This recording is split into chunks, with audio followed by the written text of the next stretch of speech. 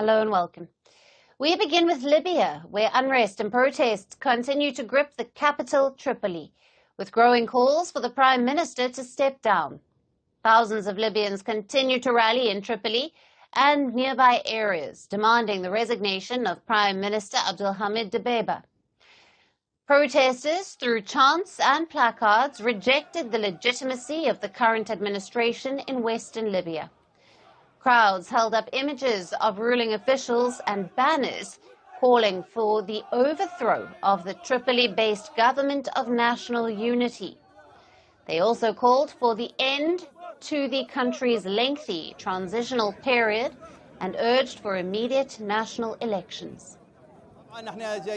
We are coming here for the second week in a row to bring down the government and the people that are oppressing the country. And God willing, today is the day of the downfall. And today, God willing, we demand that the Parliament and the Presidential Council bring down the government.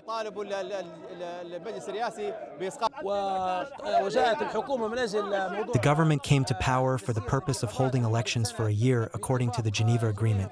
But it was extended for 5 years and began to divide the Libyan wealth between the East and the West and is working to remain for a longer period. Rather, it has made the blood of the Libyans permissible and has disregarded their demands. We are now in a peaceful stand demanding the overthrow of this government and to have elections. We do not want successive transitional periods. We are tired of transitional periods. We want to go to elections.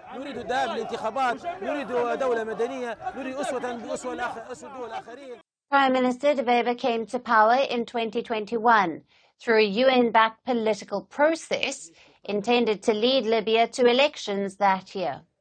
However, voting was postponed indefinitely due to sharp disagreements between rival factions. Since then, Dbeibah has remained in office, despite growing opposition and a political stalemate. Libya has struggled with instability since the 2011 NATO-backed uprising that toppled longtime ruler Muammar Gaddafi. The country split in 2014 into rival Eastern and Western administrations.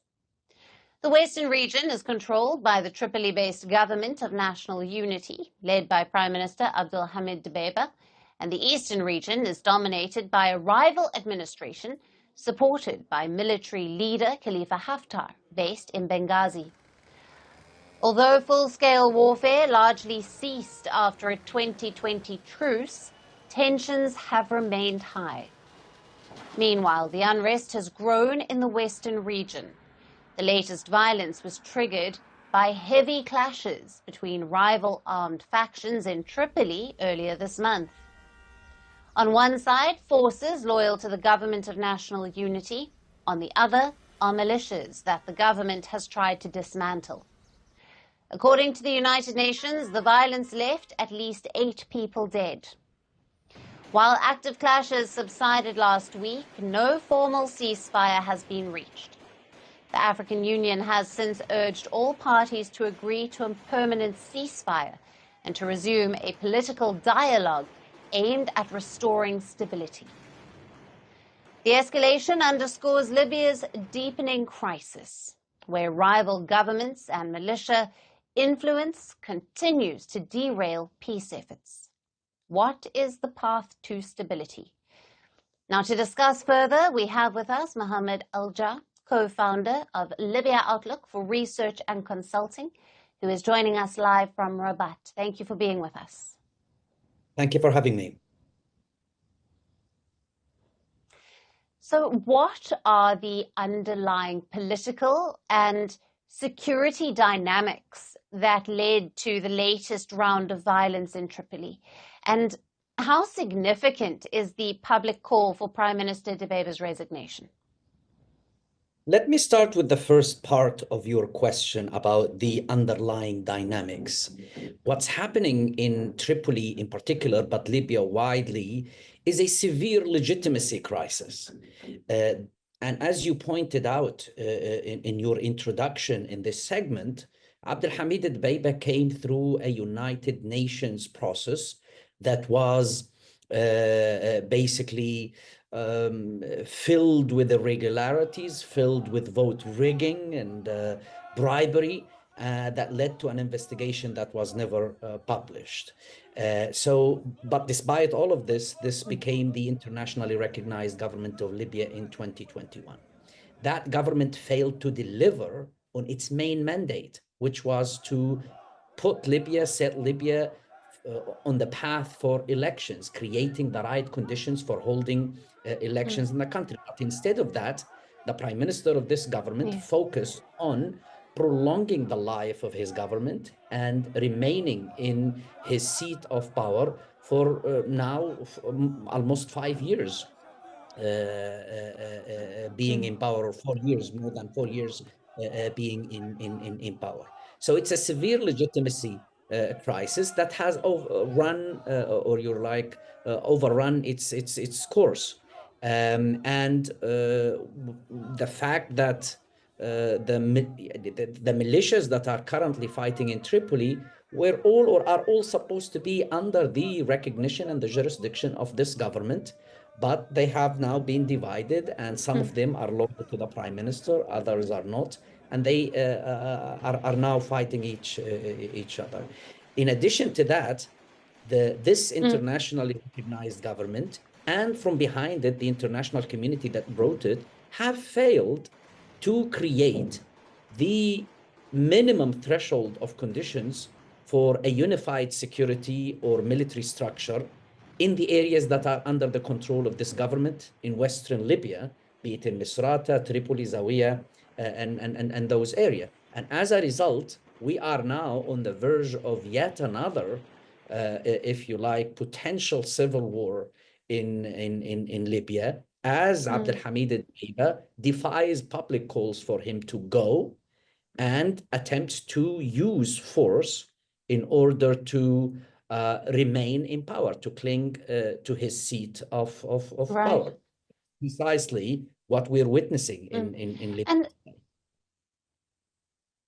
Yes. And how do these clashes between the pro-government and the rival armed groups reflect the broader challenges of disarmament and hopefully ultimately unification of Libya's security forces?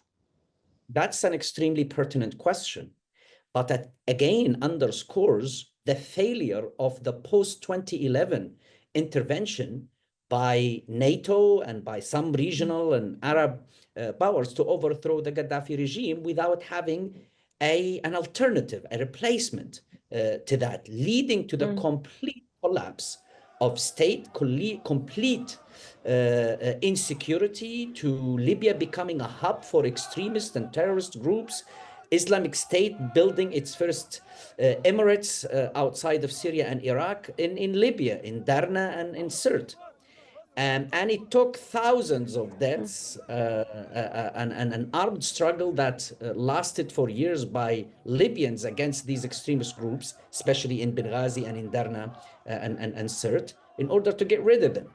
Now, the international community has thus far failed to provide any realistic plan to disarm or to unify state institutions. The only successful example, with all its flaws, in Libya for disarmament and creating a disciplined military force is the example that was led by Khalifa Haftar in 2014. Yesterday, or today actually, he's celebrating the 11th anniversary of the launch of the military operation Karama in Benghazi at the time.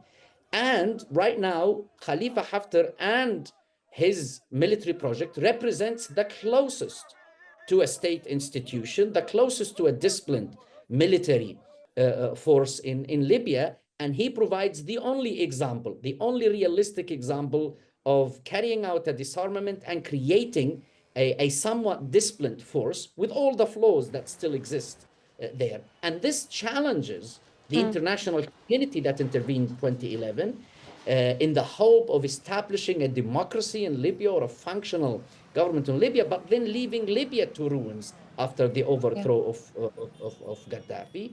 And now we are left with two examples, either the example in the East, which is a military example and a military reality, or the chaos of militias in in Tripoli. Yeah. Some people will call this a false dichotomy, but this is the reality that exists on the ground in Libya today.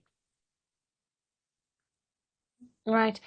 And Mohammed, what are the potential implications of this unrest for Libya's fragile political roadmap and the prospects then for national elections in the near future? The prospects for elections in the near future remains very difficult, and it's for a simple explanation. It's because in order to have elections, you need to have a minimum threshold of conditions that are conducive of a democratic or a process that's competitive in nature, and a process where the results will end up having winners and losers.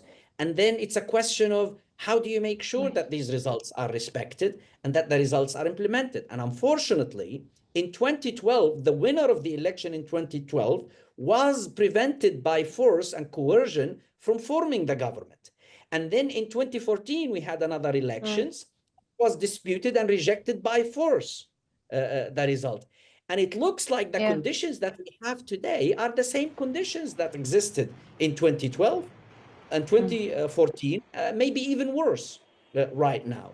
And unfortunately, despite the lip service from the United Nations and some countries that, okay, we need to go to elections and we need to establish democracy in Libya, but nothing in reality is being done to create the right conditions for a competitive process such as elections to actually take place and to ensure that the will of the people, once the results are announced, are protected and respected, and that the winners are able to then exercise the mandate that they have of the people. But as things stand, unfortunately, the two dominant tales or realities in Libya are either the militia chaos that exists in Tripoli or the military style that exists in Benghazi. In Benghazi. Right. Thank you very much for being with us on First Post Africa and for your analysis and insights there. Thank you very much for having me. Thank you. Pleasure.